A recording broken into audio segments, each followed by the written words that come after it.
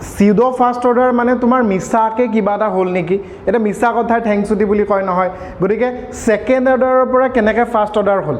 তো আমি second order kinetics আমি ইয়াত চাবলৈ যাম ম্যাথমেটিক্যাল এক্সপ্ৰেছন তাৰ পৰা আমি গম পাম কাৰণ pseudo ফাৰ্স্ট অৰ্ডাৰত সদায় যিটোৰ পৰিমাণ কম তাৰ ওপৰতহে ৰেটটো ডিপেন্ড কৰে কিন্তু আকৌ pseudo ফাৰ্স্ট অৰ্ডাৰ ডেফিনিশ্যন কি যে one of the substance should be present in larger aspect বহুত বেছিকে থাকিব লাগিব আৰু লাৰ্জ এক্সটেন্টত থাকিব কিন্তু ৰেট ডিপেন্ড কৰিব তোমাৰ ফাৰ্স্ট অৰ্ডাৰত তাৰ মানে হয় হি second order original rate depend কৰিব ফাৰ্স্ট অৰ্ডাৰত তেনেকুৱা ধৰণৰ আমি দৰকাৰী বস্তু কিছুমান আমি আজি পঢ়িম আৰু তাৰ লগতে তোমালোকক হাফ লাইফৰ বহুত ইন্টাৰেষ্টিং কোৱেশ্চনছ কৰাম সো হাফ লাইফ তোমালোকে nth অৰ্ডাৰৰ বাবে উলিয়াই দিব পাৰিবা আমি 0 আৰু ফাৰ্স্ট শিকিছো আজি মই তোমালোকক nth অৰ্ডাৰৰ বাবে হাফ লাইফ শিকাম সো কিপ ইন টাচ বলা আগবাঢ় হেল্ল মাই ডিয়াৰ আউটাৰমোষ্ট ইলেক্ট্ৰনছ কি খবৰ ভালে আছা নিউক্লিয়াছবোৰ ভালে আছে আমি কেমিক্যাল কাইনেটিক্স পঢ়ি আছিলো আৰু কেমিক্যাল কাইনেটিক্সৰ আমি ক'ত আছিলো ফাৰ্স্ট অৰ্ডাৰ ৰিএকচন হয় কেমিক্যাল কাইনেটিক্সত ভগাই দিছে পৃথিৱীৰ বহুতো ৰিএকচন সকলোবোৰ ৰিএকচনে কোনটো কোনটো অৰ্ডাৰ ফলো কৰিব আৰু কোনটো নিয়মত যাব মানে টাইম অফ কমপ্লিশন মানে এটা ৰিএকচন কেতিয়া শেষ হ'ব সেই তাৰ বাবে সময়ৰ এক্সপ্ৰেছনবোৰ আমাক লাগে মানে expression for the time of completion of a reaction আৰু তেনেকুৱা ধৰণৰ আমি পাইছিলো তোমালোকৰ মনত আছে হয়তো t = 2.303 by k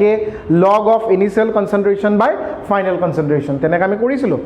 কিন্তু সোৱা এটা আজি আহি আমি কি পালো গ্যাস ফেজৰ ৰিএকচনটো পালো মানে তোমালোকে হয়তো বৰ্ডত দেখিছাই যে first order kinetics at gas phase so মই এটা ৰিএকচন ধৰি লম যেটো গ্যাস মিডিয়ামত আছে আৰু কিহতেনো কেনেকৈ কমপ্লিট হয় চাম একো ডাঙৰ বস্তু নহয় ইনিশিয়াল বা ফাইনাল কৰিব পাৰা কিন্তু টাইমৰ এক্সপ্ৰেছনটো লৈ কিনে সো লাইক যদি মই ধৰি লও যে এ নামৰ ৰিএক্টেন্ট এটা আছে আৰু এ তোমাৰ ডিসোসিয়েট হৈ কিনে বি ওলাইছে গ্যাস ফেজত আৰু তোমাৰ সি এট দা গ্যাস ফেজ যেহেতু গেছত অকল প্ৰেছাৰ টাৰ্মটোহে আমাৰ কাৰণে কি বুলি কয় ৰিলেটেবল হয় সো মই প্ৰেছাৰ টাৰ্মটো লৈ কিনে কৰিব লাগিব তাৰমানে সময় যেতিয়া 0 আছিল মোৰ লগত ইনিশিয়াল প্ৰেছাৰ ধৰি লোৱা P1 আছিল মই ধৰি লৈছো আৰু সেই সময়ত ৰিএকচনটো হোৱাই নাই গতিকে এফালে প্ৰেছাৰ জেনাৰেট হোৱা নাই গতিকে মই 0 বুলি ধৰিব পাৰো এটা লাহে লাহে ৰিএকচনটো যেতিয়া আগবাঢ়িল পাৰ্টিকুলাৰ টাইম এটাত সো P1 ৰ পৰা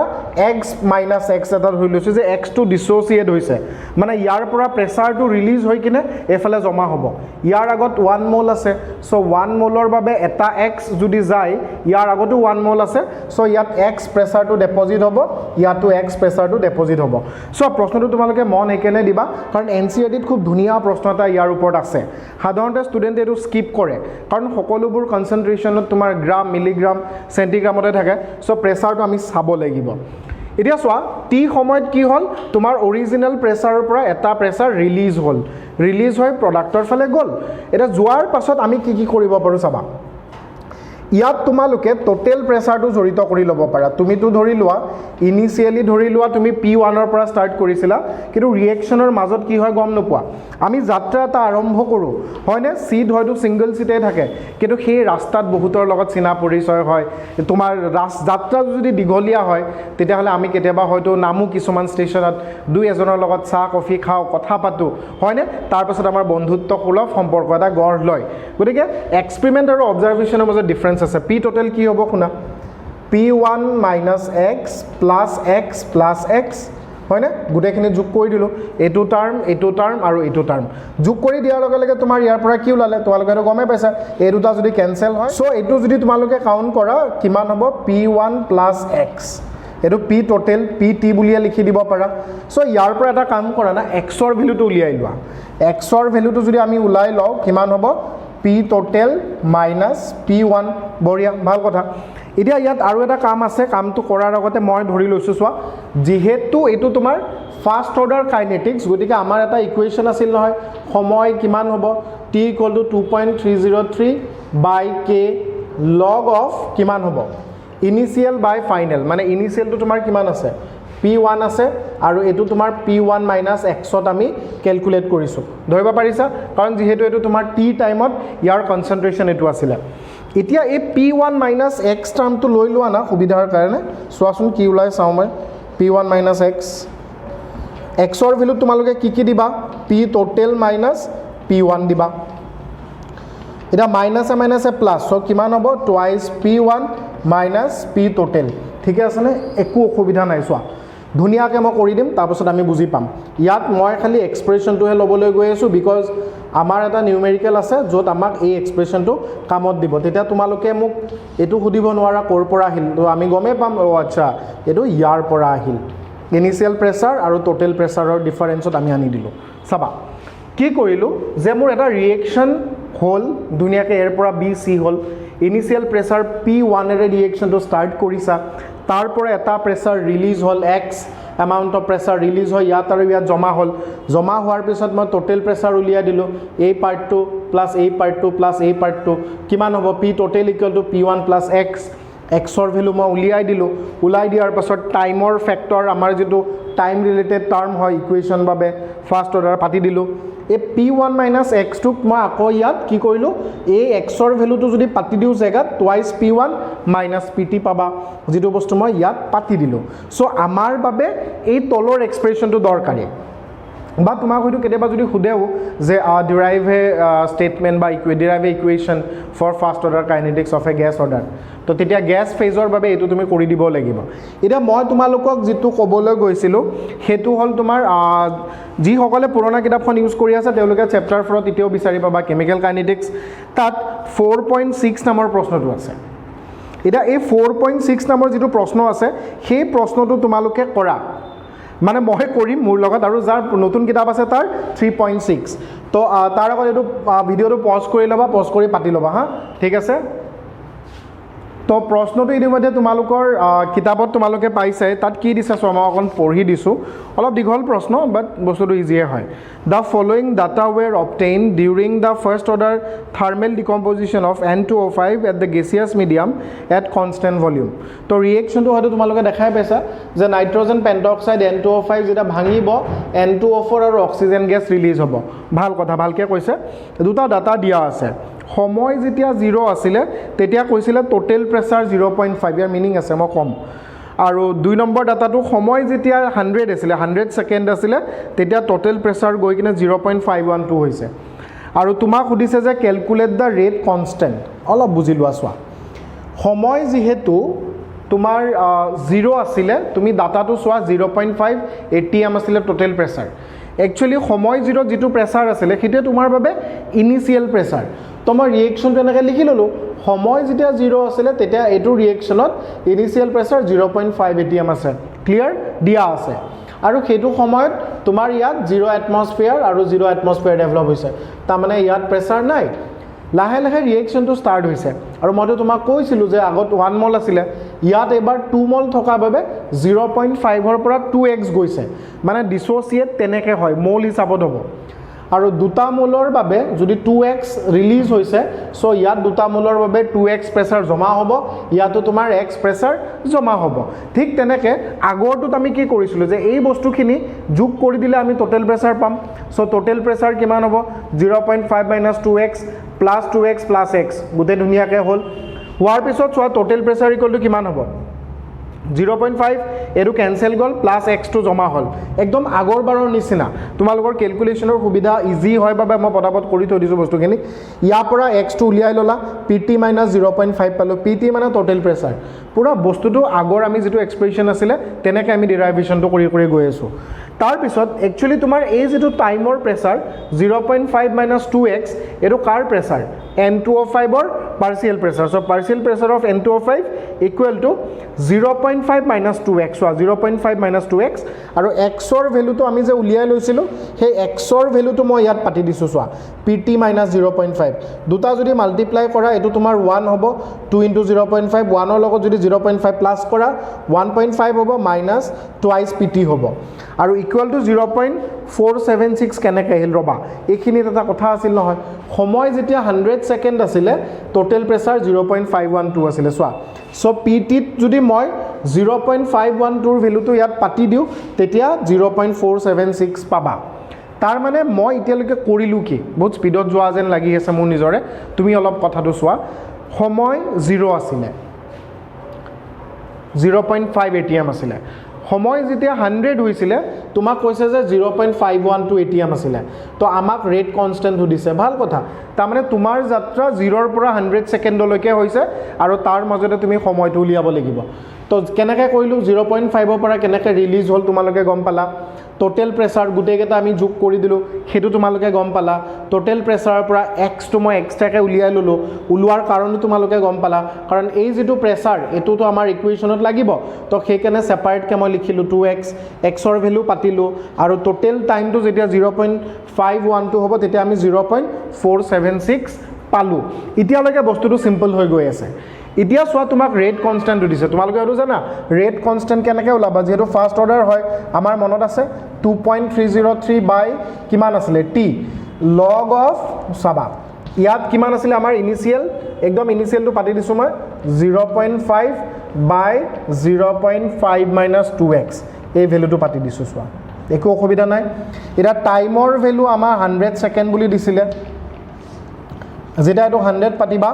log of 0.5 ওপৰত থাকিব আৰু 0.5 - 2x সোয়া এই পাৰ্টটো তোমালোকে কৰিছা দ্যাট ইজ 0.476 এটো 0.5 ৰ ওচৰা-ওচৰি হলে তোমাৰ কাটাকাটি log 1 হল হয় বাট নহয় বাট ষ্টিল ভ্যালুটো কমে আহিব আৰু এটো আমি যদি সলভ কৰো খুব ইজি ইমান ডিফাৰেন্স এটা নাহে 2 হাউসতে থাকিব আৰু তেওলুকেও কৰিছে গতিকে ফাইনাল আনসাৰটো তোমালোকে সোৱা আৰু ফাইনাল আনসাৰ তোমাৰ কিমান ওলাব আমি গুটেখিনি যদি পাতি দিও তোমাৰ 4.98 * 10 to the power -4 soya 4.98 * 10 to the power -4 second inverse হ'ব হেতু আমাৰ ইউনিট হয় ক্লিয়াৰ তো ইয়াত log 5 0.5 নহয় কিন্তু অলপ কম হল গতিকে ইয়াৰ পৰা কিবা এটা টাৰ্ম আমি পাম সেই টাৰ্মটো ইয়াৰ লগত মাল্টিপ্লাই কৰিলো আৰু এনেও তুমি সোয়া 100 যদি ডিভাইড কৰা দুটা শূন্য এফালে যাব 0.02 থাকিব আৰু এই বস্তুটোক তুমি ইয়াৰ ভ্যালুৰ লগত মাল্টিপ্লাই কৰিলে 10 to the power -4 মানে এইফালে আহিব তো গতিকে ক্যালকুলেশনটো ইমান অসুবিধা নাই এবাৰ দুবাৰ কৰিছিলে তোমালোকৰ হৈ যাব ক্লিয়াৰ ঠিক আছে এখিনি আমি কৰিব লগা আছিল এতিয়া আজিৰ ক্লাছৰ সবতকে দৰকাৰী যেটো বস্তু এটা আমি চাবলৈ গৈ আছো সুডো ফাৰ্স্ট অৰ্ডাৰ একচুয়ালি শব্দটোৱে তেনেকুৱা তো সুডো মানে মিছা সুডো ফাৰ্স্ট অৰ্ডাৰ মানে মিছা কি মিছা আমি চাবলৈ যাও কোন সঁচা কোন মিছা ঠিক আছে এটো তোমালোকে পাতি লোৱা সুডো ফাৰ্স্ট অৰ্ডাৰত যোৱাৰ আগত সেকেন্ড অৰ্ডাৰ কাইনেটিক্সটো আমি পঢ়ি ল'ব লাগিব সাধাৰণতে সেকেন্ড অৰ্ডাৰ কাইনেটিক্সটো আমাৰ এনসিডিত ইমান ডিটেইলছটো নাই গতিকে আমাৰ বৰ বেছি ডিটেইলছত যাব নালাগে তথাপি ৰিজাল্ট এটা আমাক লাগিব সেই ৰিজাল্ট মানে টাইমটো কেনেকৈ কমপ্লিট হয় মইতো কৈছিলো টাইমৰ এক্সপ্ৰেছন মই তোমালোকক সলভ কৰি দিবলৈ চেষ্টা কৰিছো আৰু সেই টাইমৰ ওপৰত বেছ কৰি কিনে মই কেনেকৈ সেকেন্ড অৰ্ডাৰক ফাৰ্স্ট অৰ্ডাৰ বনাব পাৰি that is pseudo first order হেতু আমি পঢ়িবলৈ গৈ আছো শুনা সেকেন্ড অৰ্ডাৰ কাইনেটিক্সৰ দুটা টাইপ আছে যদি তোমাৰ দুটা সেম মলিকিউল হয় সিমিলাৰ মলিকিউল হিহতে যদি প্ৰডাক্ট দিয়ে তেতিয়া আমি এটা এক্সপ্ৰেছন পাম আৰু দুটা বেলেগ বেলেগ প্ৰডাক্ট যদি হয় a + b লগলাগি এটা প্ৰডাক্ট দিব হেতু এটা বেলেগ প্ৰডাক্ট তাৰ মানে মই কি ক'ব বিচাৰিছো যে দুটা মলিকিউল দুটা সেম মলিকিউলে লগ লাগিলে প্ৰডাক্ট দিলেও আমাৰ সেকেন্ড অৰ্ডাৰ হ'ব পাৰে ৰেট কনস্ট্যান্ট যদি 1 1 কে ধৰা ঠিক তেনেকৈ ইয়াতো যদি আমাৰ অৰ্ডাৰ যদি সেকেন্ড অৰ্ডাৰ হয় তেতিয়াহলে নিশ্চয় দুটা বেলেগ বেলেগ বস্তু থাকিব পাৰে ক্লিয়াৰ ইয়াতকে বেলেগ আৰু তোমাৰ টাইপ হ'ব নোৱাৰে মানে কি সেকেন্ড অৰ্ডাৰ মানে মলিকুলাৰিটি কি হয়তো এটা মলিকুলে তাৰ অৰ্ডাৰ 2 হ'ব পাৰে বা দুটা বেলেগ বেলেগ মলিকুল হ'ব পাৰে ক্লিয়াৰ আহাচোন এবাৰ এটোৱে চাও So a plus a যদি লগ লাগি প্ৰডাক্ট হয় ইনিশিয়াল কনসেন্ট্ৰেশন a বুলি ধৰিলা ইয়াৰো a বুলি ধৰিলা ফলো কৰি যাবা প্ৰডাক্ট 0 হল টাইম এটাত পার্টিকুলার টাইম এটাত তোমালোকে তো জানা এটালৈকে আমি পঢ়ি আইছো যে তোমাৰ পৰা কিবা এটা বস্তু আতৰি যায় ইয়াৰ পৰা x টো আতৰি গল ইয়াৰ পৰাও তেনেকৈ x টো আতৰি যাব আৰু প্ৰডাক্টৰ কথাটো আমাৰ আহিয়ে নপৰে বিকজ প্ৰডাক্টৰ প্ৰেছাৰটো আমাৰ ইয়াত ডিপেন্ড নকৰে ৰেট কনস্ট্যান্ট বা ৰেট লট আমি কোনো ধৰণৰ হেৰি উলিয়াবলৈ যোৱা নাই সো মই ইয়াত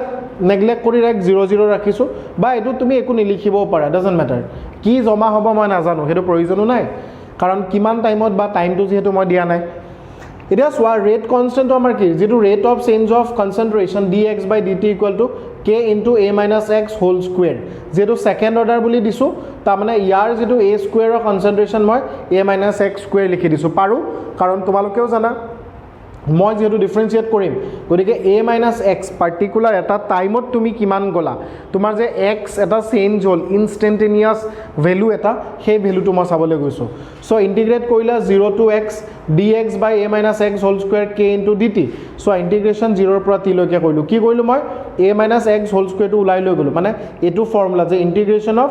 1 by তোমালোকে ইন্টিগ্রেশন অফ ফর্মুলা পাইছিলা যে integration of 1 by x square dot dx তেনুকা টাইপৰ ফৰ্মুলা এটা হ'বলৈ মই লৈ গলো আৰু dt টো এফালে গুছি গল 0 পৰা t লৈকে কৰিবা সো ইয়াক যদি তুমি ইন্টিগ্ৰেশন কৰা বহুত দীঘল হৈ যাব সো মই ইমানবোৰ লিখাৰ সময় নাই বা আমাৰ প্ৰয়োজন নাই আমি জাস্ট আনসাৰটো গম পাব লাগে so kt = 1 by a into a minus x minus 1 by a এটো আনসাৰ তোমালোকে পাবা যি সকল ছাত্ৰ-ছাত্ৰী মেথছত ভাল কৰি চাব পাৰা ইমান দৰকাৰী নহয় বস্তুটো তথাপি যাৰ হাতত সময় আছে কৰি চাব পাৰা এতিয়া মই ধৰি লৈছো যে মোৰ এনেকুৱা এটা ৰিএকচন আছে যত a + b লগ লাগি প্ৰডাক্ট হৈছে মন দিবা মই ইয়াত বেছি ফোকাস কৰিব দিয়া নাই বিকজ আমাৰ যেটো কাহিনী মেইন কাহিনী ইয়াত আছে সো ইয়াত অলপ জোৰ দিবা শুনাচোন টাইম 0 ত মই a ৰ কাৰণে a ধৰিলো b ৰ কাৰণে b ধৰিলো একো অসুবিধা নাই ধৰি লৈছো দুটা বেলেগ বেলেগ বস্তু যেহেতু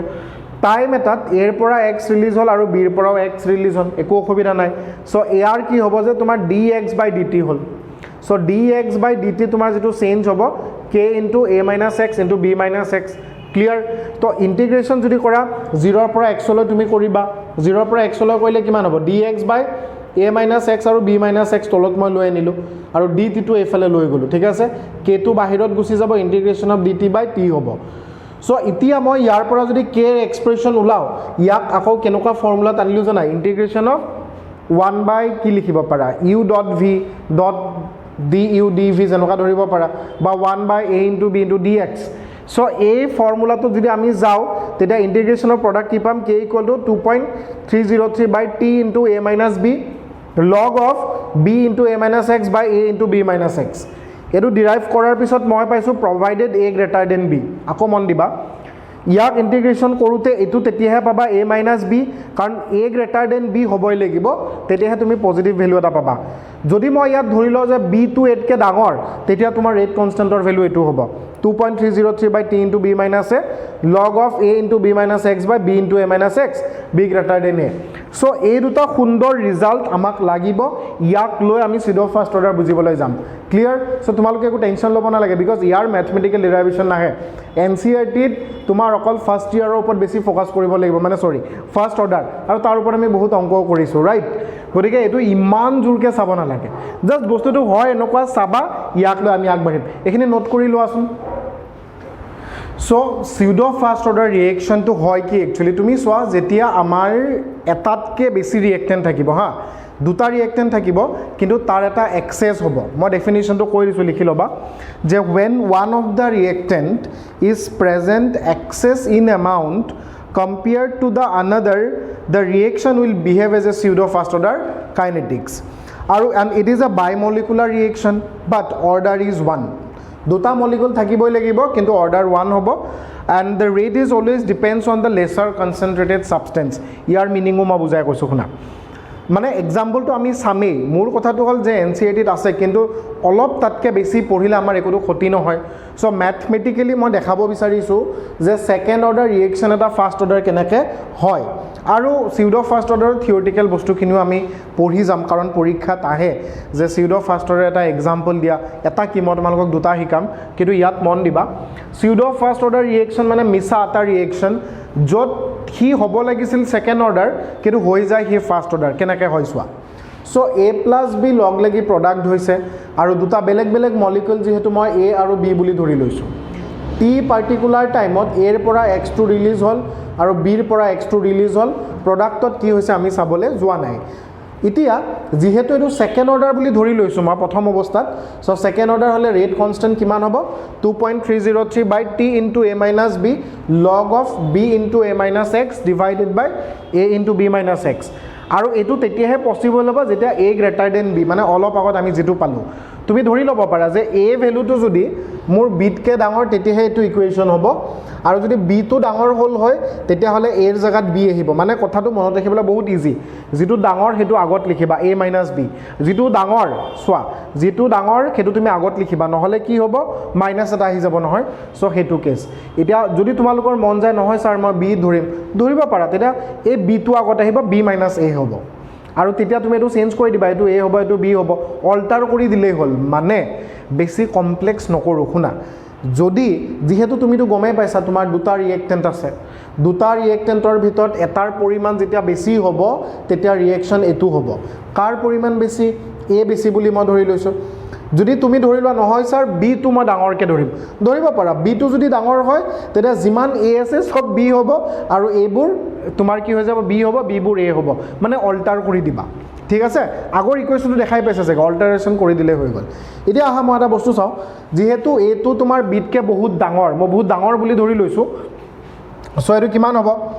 2.303 টি চোৱা এইটো বহুত ডাঙৰ ন চ' এৰ পৰা বি মাইনাছ কৰিলে একো ফৰক নপৰে মানে এইটো কনষ্টেণ্টেই হ'ব মানে a is very very greater than b বুলি মই ধৰি লৈছোঁ চ' ইয়াত টি ইনটু এ হ'ব ঠিকে আছে তাৰমানে কথাটো এনেকুৱা ধৰণৰ যে তোমাৰ লগত 1 লাখ টকা আছে আৰু তুমি মাত্ৰ 1 টকাৰ চকলেট এটা খাইছা তোমাক যদি কোনোবাই সোধে তোৰ লগত কেইটকা আছে তুমি ক'বা নেকি মোৰ লগত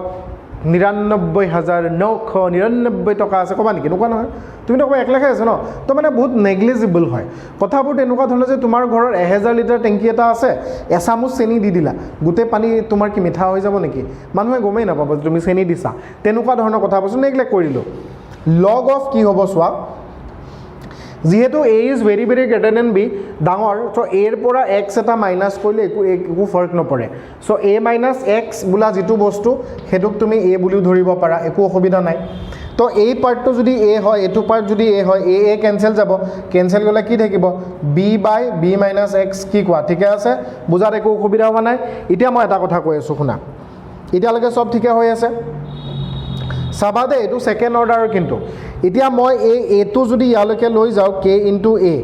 এ বোলা পাৰ্টটো লৈ গ'লোঁ কে আৰু এ দুটা কি হ'ব কনষ্টেণ্ট এও কনষ্টেণ্ট কেও কনষ্টেণ্ট চ' ইয়াৰ পৰা মই নতুন এটা কনষ্টেণ্ট পাম তাক কে ডেছ বুলি ক'ব পাৰোঁ ইকুৱেল টু কি থাকিব কোৱা 2.303 বাই টি মই কি কৰিলোঁ চাবা দেই এটো এইফালে লৈ গ'লোঁ মাল্টিপ্লাই কৰি দিলোঁ 2.303 বাই টি এইটো আহিব আৰু log of b by b minus x so' বিটো তোমাৰ এটা ইনিচিয়েল কনচেনট্ৰেশ্যন বুলি ধৰি ল'ব পাৰা আৰু এইটো তোমাৰ টি টাইমৰ কনচেনট্ৰেশ্যন মানে আমি যিটো টাইমত কেলকুলেশ্যন কৰিম সেই টাইমটোৰ ভেলু তো তুমিয়ে মোক কোৱা এইটো আমাৰ তেনেকুৱা দেখা যেন লগা নাই জানো 2.303 by t log of R naught by R t তো হৈ গ'ল নে ফাৰ্ষ্ট অৰ্ডাৰ চোৱা ছেকেণ্ড অৰ্ডাৰ বস্তু এটা ফাৰ্ষ্ট অৰ্ডাৰ হৈ গ'ল তো আমি এইকাৰণে ক'ব পাৰোঁ যে চিউড' ফাৰ্ষ্ট অৰ্ডাৰ তো ইয়াত আমাৰ কি হ'ব চাবা এই যিটো কে এইটো কেটো তোমাৰ ৰেট কনষ্টেণ্ট কাৰ আছিলে ছেকেণ্ড অৰ্ডাৰ ৰেট কনষ্টেণ্ট হয়নে নহয় ছেকেণ্ড অৰ্ডাৰ ৰেট কনষ্টেণ্ট কিন্তু কে ডেছ যিটো আছে সেইটো আকৌ তোমাৰ ফাৰ্ষ্ট অৰ্ডাৰ ৰেট কনষ্টেণ্ট ধৰিব পাৰিছা ৰেট কনষ্টেণ্ট বুলি লিখি দিছোঁ তো মেথমেটিকেলি মই ক'ব পাৰিলোঁ যে যিটো পৰিমাণ এক্সেছ থাকিব তুমি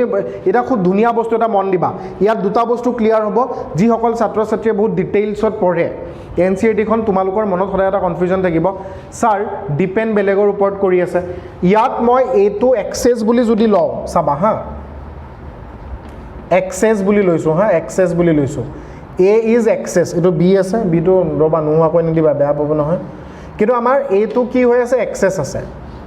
কিন্তু তুমি চোৱা ৰিয়েকশ্যনটো মেথমেটিকেলি যেতিয়া আহিছোঁ it is depending on B চোৱা বি মাইনাছ এক্স হৈছে ইয়াত এই শব্দটো নাই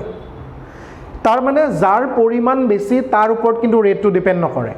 আৰু এই সৰু ঘটনাটো লৈ কিনে আমি এক্সাম্পল চাম NCERT তোমালোকে হয়তো এক্সাম্পল দেখা পাবা মই দেখাম যিসকলে আগতীয়াকৈ পঢ়িছে বা স্কুলত পঢ়িছে তাত ধুনীয়াকৈ লিখি দিয়ে ৰেটত তোমাৰ এক্সেছটো নিলিখে কিয় নিলিখে মেথমেটিকেলি আমি এইটো পাইছোঁ যে যাৰ পৰিমাণ এক্সেছ হ'ব সিয়াৰ ওপৰত ৰেট ডিপেণ্ড নকৰে ক্লিয়াৰ চ' কে ডেছ ফাৰ্ষ্ট অৰ্ডাৰ চিউডৰ ৰেট কনষ্টেণ্ট এইটো এবাৰ লিখি লোৱা পাতি লোৱা তাৰপিছত মই তোমালোকক এক্সাম্পল দুটা ধুনীয়াকৈ কৰাই দিম আছেই বাৰু কিতাপত চ' চিউড' ফাৰ্ষ্ট অৰ্ডাৰৰ তোমাৰ এক্সাম্পল যদি চোৱা প্ৰথম এক্সাম্পলটোৱে হ'ল যে হাইড্ৰলাইচিছ অফ কেন চুগাৰ আমি সকলোৱে জানো চুক্ৰজ কি হ'ব এক্সাম্পল যদি আহে ধুনীয়াকৈ লিখি দিবা hydrolysis of cane sugar cane sugar জানা নাই কুঁহিয়াৰ গৰম দিনত খাই ভাল লাগে কুঁহিয়াৰৰ ৰস কেন চুগাৰত আমাৰ থাকে সুক্ৰজ সুক্ৰজৰ ফৰ্মুলা কি C12H22O11 তাৰ লগত থাকিব তোমাৰ পানী ঠিক আছে পানীটো আকৌ এক্সেছ এমাউণ্টত থাকে সবটো পানীয়ে ন সুক্ৰজ খুব কম পৰিমাণে থাকে কিন্তু তেতিয়াও আমাৰ কি হয় গোটেই ৰিয়েকশ্যনটো আমাৰ চেনি বুলিয়ে ক'ব পাৰোঁ তাৰপিছত ইয়াক যদি এচিডিক মিডিয়ামত হাইড্ৰলাইসিস কৰা নামতে আছে পানীৰ লগত যদি মিক্স কৰা তুমি কি পাবা গ্লুকোজ C6H12O6 প্লাছ C6H12O6 ঠিক আছে দুইটা আমাৰ গ্লুকোজ ওলাব তো ৰিয়েকশ্যনটো পুৰা বেলেঞ্চ কিন্তু ইয়াৰ যদি ৰেট লিখিবলৈ যোৱা ন বিশ্বাস কৰা ৰেটটো কাৰ ওপৰত ডিপেণ্ড কৰিব জানা এক্সেছটোৰ ওপৰত ডিপেণ্ড নকৰে এই কমটোৰ ওপৰত ডিপেণ্ড কৰিব C12H22O11 এইটো হ'ল কাহিনী তো এইটো কেনেকৈ হ'ল এইটো এই কাৰণে হ'ল যে যাৰ পৰিমাণ কম থাকে লেছ ইন এমাউণ্ট তাৰ ওপৰতহে ৰেটটো ডিপেণ্ড কৰে আৰু কিয় ডিপেণ্ড কৰে মই অলৰেডি প্ৰুফ কৰি দিলোঁ তোমালোকক তাত আমাৰ আগৰটোত এ এক্সেছ আছিলে কিন্তু আনচাৰত তোমাৰ বিটো থাকি যায় সো এইটোৱে হ'ল কাহিনী তো তোমাক বোৰ্ডৰ কাৰণে বৰ বেছি ডিটেইলছত যাব নালাগে তোমালোকে ধৰি লোৱা এইটোৱে সুধিব যে what do mean by pseudo first order reaction give one example pseudo first order তোমালোকক ডেফিনেশ্যনটো মই কৈ দিলোঁ সেইটো লিখিবা আৰু এটা এক্সাম্পল লিখি দিবা আৰু যদি মন যায় কিতাপত আছে এক্সাম্পল আৰু এটা মই কৈয়ে দিছোঁ তোমালোকে লিখি ল'ব পাৰা যে হাইড্ৰলাইসিস অফ ষ্টাৰ সো ষ্টাৰটো কি হয় RCOOR আমি সকলোৱে জানো আৰু ষ্টাৰক যেতিয়া তুমি পানীৰ লগত মিক্স কৰি দিবা এচিডিক মিডিয়ামত আমাৰ কাৰ্বক্সিলিক এচিড আৰু এলকহল ওলাব এইটো পাতি ল'লা তো মই এটা বেলেগ ৰিয়েকশ্যন চাওঁ দেই হাইড্ৰলাইসিস অফ ষ্টাৰ বুলি যদি লিখা ষ্টাৰ হ'ল তোমাৰ RC এনেকৈ নৰ্মেল লোৱা না RCOOR ডেছ লোৱা একো অসুবিধা নাই ৱাটাৰ লগত এচিডিক মিডিয়াম যদি দিয়া ইয়াত তোমাৰ দুটা প্ৰডাক্ট হ'ব এটা হ'ব ধৰি লোৱা RCOOH আৰু তোমাৰ R ডেছ OH এলকহল হৈ গ'ল আৰু ইয়াৰ ওপৰত ডিপেণ্ড কোনটো কৰিব ষ্টাৰটো ডিপেণ্ড কৰিব RCOOR ডেছ এতিয়া তোমালোকৰ কথা ইয়াত R কি বহোৱা মিথাইল বহাব পাৰা তুমি ইথাইল বহাব পাৰা তোমাৰ নিজৰ ইচ্ছামতে বহাই দিলে হ'ল তোমালোকৰ সুবিধা আৰু ইয়াত এলকহল যে ফৰ্ম হ'ব হঠাৎ কোনটো লাগিব এই গোটেই কথা আমি এলকহল ফিনল আৰু ইথাৰ বুলি চেপ্টাৰ এটা আছে তাত গম পাম যে কিয় সেইটো এলকহল হ'ল কিয় সেইটো কাৰ্বক্সিলিক এচিড হ'ল সো মই ইয়াত এইটো কথাই ক'ব বিচাৰিছোঁ যে ইয়াৰ ৰেটটো যাৰ পৰিমাণ কম লেছাৰ ইন এমাউণ্ট তাৰ ওপৰত ডিপেণ্ড কৰি আছে so this is all about pseudo first order reaction ঠিক আছে বুজি পাইছা তো কথাষাৰ মানে এনেকুৱা ধৰণৰ যে তুমি যদি চিম্পলত লোৱা গা মোৰ ভালে আছে একো নাই কিন্তু অলপ জ্বৰ কিয় এই নাই ৰাতিপুৱা মানে কি হ'ল পিনেৰে খোজ এটা খালোঁ এইখিনিত সৰুকৈ পিন এটা যদি ফুটা কৰি দিয়ে ইমান ডাঙৰ বিশাল দেখাটোত সৰু ফুটা এটাই তোমাক জ্বলাই মাৰিব এই বস্তুটো এইটো গা ভাল একো হোৱা নাই কিন্তু পিন এটাই ৰাতি ফুটিলে প্ৰব্লেম হৈ যায় অলপ বেয়া লাগি আছে সেইটো ডিপেণ্ড কৰি আছে ইমান এক্সেছ এমাউণ্ট অফ যিটো পানী আছে তাৰ ওপৰত ডিপেণ্ড নকৰে ৰেট ডিপেণ্ড কৰিব তোমাৰ লেছ এমাউণ্টৰ ওপৰত যাৰ পৰিমাণ কম তাৰ কনচেনট্ৰেশ্যনৰ ওপৰত ডিপেণ্ড কৰিব হয়নে কি কোৱা ঠিক আছে আমাৰ চিউডো ফাৰ্ষ্ট অৰ্ডাৰ হৈ গ'ল তো অলমষ্ট থিয়ৰিখিনি আমাৰ হৈয়ে গ'ল গেছ ইকুৱেশ্যন আছিলে কিন্তু মই তোমাক খুব ধুনীয়া ইণ্টাৰেষ্টিং প্ৰশ্ন এটা কৰিবলৈ গৈ আছোঁ ইয়াত হাফ লাইফৰ ওপৰত হাফ লাইফৰ মজা পাৰ্ট আমি ষ্টাৰ্ট কৰিম আৰু হাফ লাইফ ৰিলেটেড যিকোনো বস্তু তোমালোকৰ ক্লিয়াৰ হৈ যাব কিছুমান এনেকুৱা অংক NCERTত আমাৰ নাই কিন্তু আমি সেইকেইটা ছল্ভ কৰিবলৈ চেষ্টা কৰিম ঠিক আছে প্ৰথম কথাটোৱে হ'ল যে আমি হাফ লাইফৰ এটা জেনেৰেল ইকুৱেশ্যন মই দিব বিচাৰিছোঁ যে যিকোনো হাফ লাইফ তোমাক যদি কোনোবা ওলাই দিয়ে T half equal to a ফৰ্মুলাটো মনত ৰাখিবা 1/a0 to the power n minus 1 n equal to order of reaction চাবা দেই দুনিয়া গ্ৰাফৰ প্ৰশ্ন এটা কৰিম আৰু তাৰ লগত বহু ক্ষেত্ৰত NCERTত কি হয় বিশেষকৈ নীট আৰু জেইত তোমাৰ লগৰ ভেলু নাথাকে এণ্টি লগৰ ভেলু নাথাকে বহুত জ্বালা হয় টাইম লাগে এনেকুৱা ধৰণৰ দুটা হাফ অৰ্ডাৰ দি কিনে ক'ব যে ইয়াৰ ইকুৱেশ্যন কি হয় তুমি চোৱা ইয়াত আমি সকলোৱে জানো জিৰ' অৰ্ডাৰ আমি অলৰেডি শিকিছোঁ ফাৰ্ষ্ট অৰ্ডাৰ আমি জানো ছেকেণ্ড থাৰ্ড অৰ্ডাৰো উলিয়াই দিব পাৰা ধৰি লোৱা তোমাক আমি কি জানো প্ৰথমতে মনত পেলোৱা T হাফ কাৰ কাৰণে আছিলে জিৰ'ৰ কাৰণে কিমান আছিলে মনত পেলোৱা a0 to the power -1 0 - 1 যদি ধৰা কিমান আছিলে 0 - 1 1/1 মানে তোমাৰ a0ৰ লগত ডাইৰেক্ট ডিপেণ্ড কৰিছিলে সো তলত কি থাকে নাথাকে পিছৰ কথা কিন্তু half life is directly depending on the initial concentration কাৰণ আমাৰ কি আছিলে a0/2 কে যদি তোমালোকৰ ভুল হোৱা নাই অলপ দূৰ আগৰ ভিডিঅ'বোৰ চাই মনত পেলাবা a0 = 2 কে আছিলে ঠিক আছে ক্লিয়াৰ তো a not by twice k যেতিয়া হৈ গ'ল আমি ইয়াৰ পৰা এনসাৰটো পাই গ'লো তো এটা মেইন কথাটো হ'ল ঠিক তেনেকে ইয়াত ডাইৰেক্ট ডিপেন্ড হৈছে তুমি ফাৰ্স্ট অৰ্ডাৰ চাব পাৰা ফাৰ্স্ট অৰ্ডাৰটো তোমাৰ কি হ'ব চাবা হা এক সেকেন্ড ফোন এটা আহি আছে কেতিয়াবা আহি যায় দৰকাৰী ফোন এনিৱে চোৱা টি হাফ আমি এইটো জেনেৰেল ইকুৱেশ্যনৰ পৰা মই জিৰ' অৰ্ডাৰ পাই গ'লো ফাৰ্স্ট অৰ্ডাৰটো যদি তোমালোকে চোৱা মই জাষ্ট দেখাই আছোঁ বৰ্ডৰ বস্তু নহয় যে ইয়াৰ ওপৰত আমাৰ এটা গ্ৰাফৰ প্ৰশ্ন মই কৰিম একচুৱেলি সেইটো মোৰ স্বাৰ্থ বেলেগ একো নাই 1 বাই a নট 1 মাইনাছ 1 0 তাৰমানে চোৱা ইয়াত কোনো ধৰণৰ a টাৰ্ম নাথাকে আৰু আমি জানো যে ইয়াত যিহেতু a নট টাৰ্ম নাথাকে a নট টাৰ্মটো নাই একোৱে নাই ইয়াত anything to the power 0 equal to 1 তাৰমানে মই বুজি পাব লাগিব যে ফাৰ্স্ট অৰ্ডাৰৰ বাবে ইয়াত a নট টাৰ্ম থাকিব নোৱাৰে আমি এইটো জানো because t half equal two কিমান হ'ব 0.693 বাই k মনত পেলোৱা ক'ত আছে a নট টাৰ্ম নাই ক্লিয়াৰ জেনেৰেল ইকুৱেশ্যনত এইটো আমাৰ মিলিলে ঠিক তেনেকে তুমি যদি চোৱা সেকেন্ড অৰ্ডাৰত আমাৰ ইকুৱেশ্যন কি হ'ব t half equal to 1 by a not second order 2 minus 1 তাৰমানে 1 বাই a নট হ'ব ধৰিব পাৰি আছা এনেকৈ আমি আগুৱাই যাব লাগিব থাৰ্ড অৰ্ডাৰ ফ'ৰ্থ অৰ্ডাৰ মানে ইনিচিয়েল কনচেন্ট্ৰেশ্যন আৰু হাফ লাইফৰ ধুনীয়া এটা মেথমেটিকেল এক্সপ্ৰেশ্যন এতিয়া মোৰ যিটো দৰকাৰী প্ৰশ্ন আটাইতকৈ সেইটো তোমালোকৰ ওচৰলৈ আহি আছোঁ তো একচুৱেলি তোমাৰ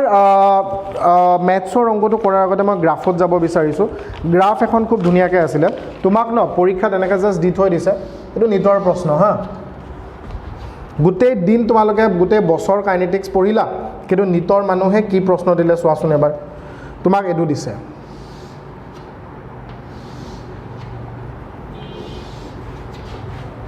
x y আৰু z ঠিক আছে x y আৰু z তোমাক সুধিছে যে x y z ৰ অৰ্ডাৰ কি হ'ব পাৰে x ৰ অৰ্ডাৰ কি y অৰ্ডাৰ কি z অৰ্ডাৰ কি মানে what is the order of the reactions normal graph আছে সো নৰ্মেল যদি আমাৰ গ্ৰাফ আছে তোমালোকে মোক কোৱা নাই 1 মিনিট সময় লৈ কিনে কোনটো কি হয় কমেন্ট কৰি চোৱাচোন আনসাৰটো দিব পাৰা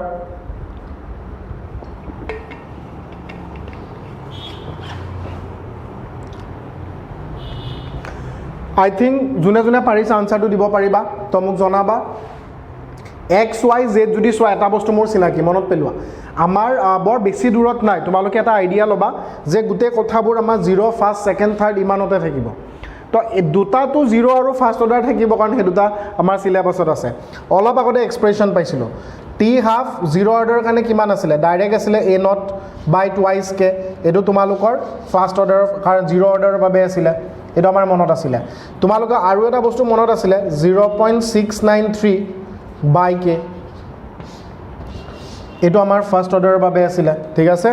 সোয়া t half is directly proportional to a কাৰ বাবে 0 মানে t half যিমান বাঢ়িব ইনিশিয়াল কনসেন্ট্ৰেচন ইমান বাঢ়িব সো মই এডাল গ্ৰাফ পাইছো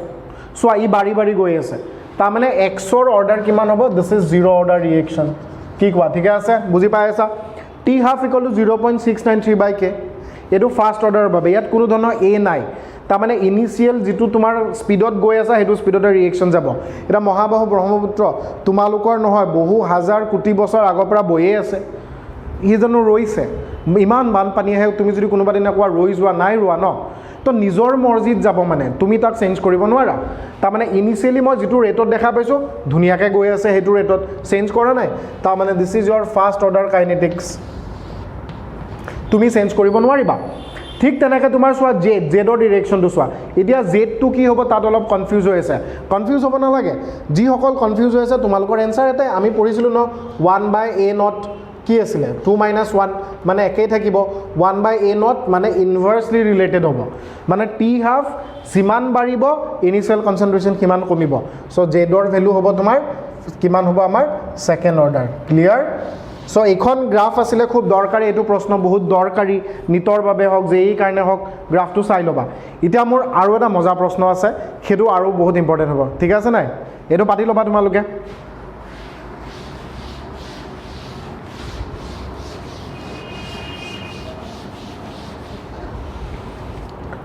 ইয়াত আমি কব বিচাৰিছো তোমাৰ কোনটো প্ৰশ্ন চোৱা Actually ফৰ্মুলাটো আমি শিকি ল'ব লাগিব হা ফৰ্মুলাটা মই দুটা শিকাই দিও ফৰ্মুলাটো শিকাই দিলে তোমালোকৰ প্ৰশ্নটো ইজি হৈ যাব নহয় ফৰ্মুলাটো শিকোৱাৰ আগতে মই প্ৰশ্নটো যদি কৈ দিওঁ তেতিয়া ইম্পৰ্টেঞ্চটো বেছি হ'ব তোমাক মই নৰ্মেলি কৈছোঁ হা যে half life for decomposition of CCl4 is 2.5 hour মানে এটা বস্তু ডিকম্প'জ হৈ আছে তাৰ হাফ লাইফ কৈছোঁ মই 2.5 আৱাৰ তোমাক সুধিছে যে how much of the substance will be left after 10 hours if the initial weight of the substance is 160 gram মানে 160 গ্ৰামৰ ছাবষ্টেঞ্চ এটা আছে মোৰ হা ধৰি লৈছোঁ 160 গ্ৰামৰ ছাবষ্টেঞ্চটো বেলেগো হ'ব পাৰে জাষ্ট আইডিয়া এটা ল'বৰ কাৰণে ধৰি লৈছোঁ সেই ছাবষ্টেঞ্চটোৰ হাফ লাইফ হৈছে 2.5 আৱাৰ আৰু তোমাক সুধিছে 10 ঘণ্টা পাছত কিমান বস্তু তোমাৰ তাত ৰ'ব 10 ঘণ্টা পাছত তোমাৰ কিমানটা বস্তু ৰ'ব তাৰমানে 10 ঘণ্টালৈকে কিমানটা হাফ লাইফ আছে আমাক সুধিছে এইটো সৰু প্ৰশ্নটোৱে কৈ দিয়াচোন এটা বস্তুৰ হাফ লাইফ 2.5 আৱাৰ আৰু তোমাৰ 10 ঘণ্টা পাছত তাৰ হাফ লাইফ কিমান হ'ব অৰ্ডাৰ একো মেনশ্যন কৰা নাই normally you are free to do any calculations any formula কি হ'ব চোৱা এই এতিয়া আমাৰ ফৰ্মুলাটো মনত ৰাখিবা যে যিকোনো বস্তুৰ নাম্বাৰ অফ হাফ লাইফ যদি তুমি ওলোৱা number of half life period যদি ওলোৱা চ' তুমি কি কৰিবা টোটেল টাইম তোমাক কিমান দিছে ডিভাইডেড বাই তোমাৰ এটা হাফ লাইফ কিমান হ'ব 1 হাফ লাইফ পিৰিয়ড মানে খুব ইজি এটা কলমৰ দাম 10 টকা 100 টকাত কেইটা কলম পাবা 100/10 তেনেকুৱা টাইমৰ চ' ইয়াত আমাৰ প্ৰশ্নটোত কিমান দিছিলে টোটেল টাইম মোক দিছে 10 ঘণ্টা এটা হাফ লাইফ 2.5 তাৰমানে টোটেল 4টা হাফ লাইফ মই পাম যে নাম্বাৰ অফ হাফ লাইফ মই 10 ঘণ্টা টোটেল 4টা পাম প্ৰশ্নটোত কি দিছে আকৌ এবাৰ কৈ দিছোঁ শুনা half life for decomposition of CCl4 is 2.5 hour এইটো 1 হাফ লাইফ ইজ 2.5 আৱাৰ সুধিছে 10 ঘণ্টাত তোমাৰ কিমান বস্তু থাকিব যদি তোমাৰ 160 গ্ৰাম তোমাৰ কি হয় বস্তুটোৰ কি বুলি ক'বা ইনিচিয়েল এমাউণ্ট হয় অ'কে চ' মই ইয়াত নাম্বাৰ অফ হাফ লাইফটো তোমালোকক এনে উলিয়াই দিলোঁ কিন্তু কোৱান্টিটি লেফ্ট এই ফৰ্মুলাটো মনত ৰাখিবা যিকোনো বস্তুৰ কোৱান্টিটি কিমান থাকিব after and half life period যে চোৱা কোৱান্টিটি যিটো আমাক সুধিছে লেফ্ট এইটো ফৰ্মুলাটো কি জানা after and half life period এই ফৰ্মুলাটো চোৱা have to the power n into initial quantity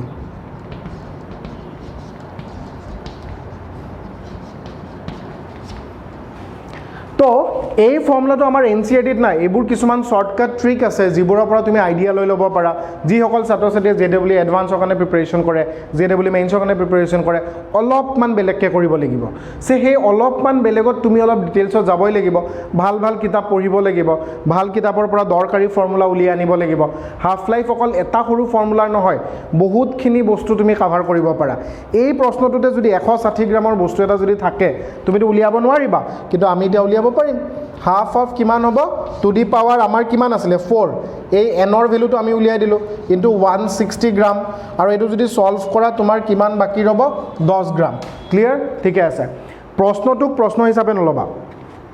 তুমি নৰ্মেলি ৰাখা তোমাক কি বস্তু সুধিছে মই আকৌ এবাৰ প্ৰশ্নটো কৈ দিছোঁ তোমালোকৰটো মুখস্থ হৈ গৈছে মোৰ লগত 160 গ্ৰাম আছিল 160 গ্ৰাম